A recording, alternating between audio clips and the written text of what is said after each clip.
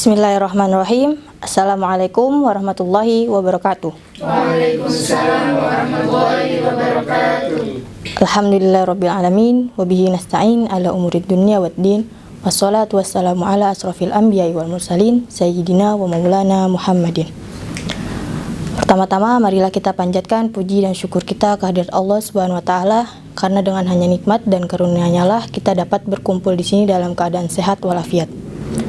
Tak lupa juga sholawat dan salam kita haturkan kepada junjungan Nabi besar Nabi Muhammad SAW. Sebelumnya perkenalkan, nama saya Nurul Wahidah dari Fakultas Agama Islam, Program Studi Perbankan Syariah semester 2. Pada kesempatan kali ini saya akan sedikit sharing mengenai permasalahan pemuda yang ada di Indonesia. Seorang pemuda merupakan harapan bagi generasi lainnya. Ketika seorang pemuda itu berada di lingkungan keluarga, pemuda itu menjadi harapan bagi kedua orang tuanya. Ketika pemuda itu berada di lingkungan sekolah, pemuda itu menjadi harapan bagi bapak dan ibu gurunya.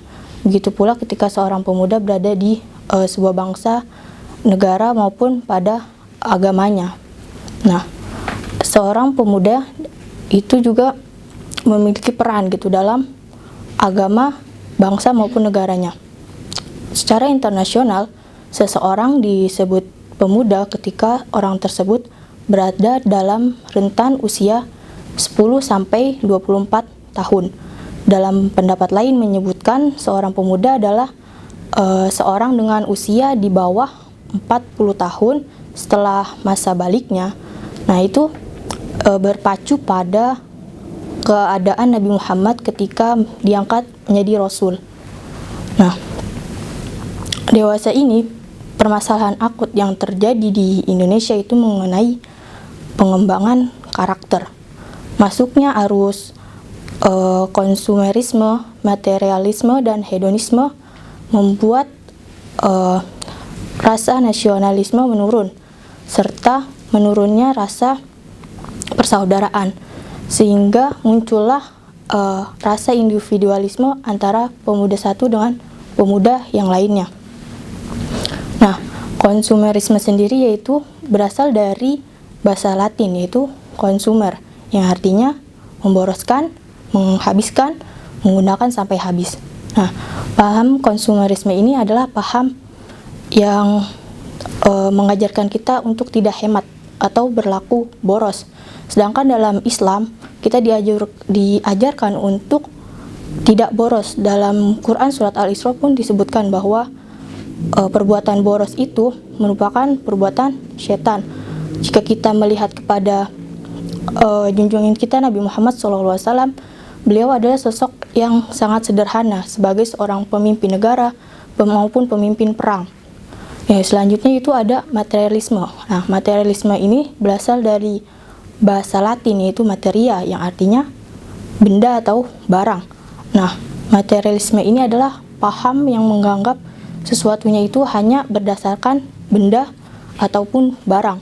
Ketika paham ini sudah tertanam dalam diri kita, yang parah adalah ketika seseorang yang menganut paham ini tidak mengakui adanya Tuhan dan menghalalkan segala cara untuk mendapatkan barang ataupun benda yang dia inginkan gitu, agar memuaskan dirinya gitu. Yang terakhir adalah tentang arus hedonisme, atau dalam bahasa Yunani itu disebut hedon. Nah, artinya kenikmatan ataupun kesenangan. Nah, hedonisme ini adalah ajaran yang menganggap tujuan utama dalam hidupnya itu adalah hanyalah kesenangan dan kenikmatan saja. Nah, yang parah dari paham ini adalah seseorang itu tidak mau merasakan hal-hal yang menyulitkan dirinya, karena seseorang itu hanya mementingkan rasa kesenangan dan kenikmatan akan dirinya. Nah, dalam menghadapi sikap-sikap seperti ini, setidaknya ada 3 skill yang bisa para pemuda itu miliki. Yang pertama adalah conceptual skill, yaitu mengenai ide-ide, gagasan yang membawa ke perubahan. Yang kedua itu adalah technical skill, yaitu teknis dalam membawa perubahan dalam masyarakat. Yang terakhir itu adalah human skill, yaitu skill untuk berkomunikasi kepada masyarakat. Nah, sebagai seorang pemuda muslim, dalam menghadapi masalah-masalah yang menimpa diri kita, kita seharusnya mempelajari agama Islam itu secara utuh, secara sempurna, dari hal yang terkecil hingga hal yang terbesar. Karena pada zaman sekarang ini banyak orang yang menyekat-nyekatkan agama dan memilah-milih gitu hukum-hukum agama, memilih hal-hal yang membuat dirinya senang dan mengabaikan gitu hukum-hukum agama yang tidak menyenangkan dirinya gitu.